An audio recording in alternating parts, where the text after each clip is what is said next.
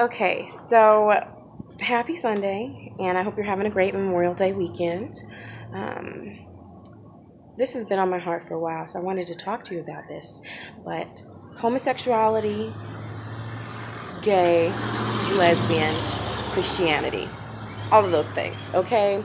Because the day I was in church, I went to a church for the second time. I gave them a second chance, and yet again, they were preaching that message against homosexuality and against lesbian and blah, blah, blah. And I had to walk out. Finally, I couldn't take it anymore. So many Christians push away those that they could recruit simply because they judge. See, God said that He is the only judge. He or she, whatever you want to call it. Either way, you're limiting God to a gender. God isn't one gender, so you can say she if you want. Let's put that in there. But pay no attention to the fact that I have no makeup on. Y'all know I don't go anywhere with no makeup on, but today this was on my heart. So here we are, the natural Olivia. But for real, okay, God is about love. God could never hate anything that was about love, okay? Sex is a sin, period. It is. If you're not in wedlock, sex is a sin. I mean, my thing is, who cares how I sin? My sin is different than yours. You are no one to judge. And the fact that every time I walk into this church, every message is mentioning that, it tells me that I don't belong there. And I want to tell you this, dear Christians out there who want to recruit, I love you. I'm a Christian myself who wants to recruit, but you have to lead with love and without judgment, okay? Because a gay person is not an abomination. God made that person. And little boys and girls out there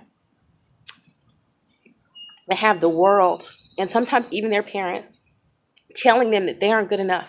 You are good enough. You are beautiful just the way you are. These are natural feelings. You don't have control over them. I know we'd all take the easy way out if we could. But this is who you are. And God made you who you are, just the way you are. So love yourself. It doesn't matter what anyone else thinks or if anyone else loves you the way you are or wants you to be different. What matters is that you and the Lord love you the way you are.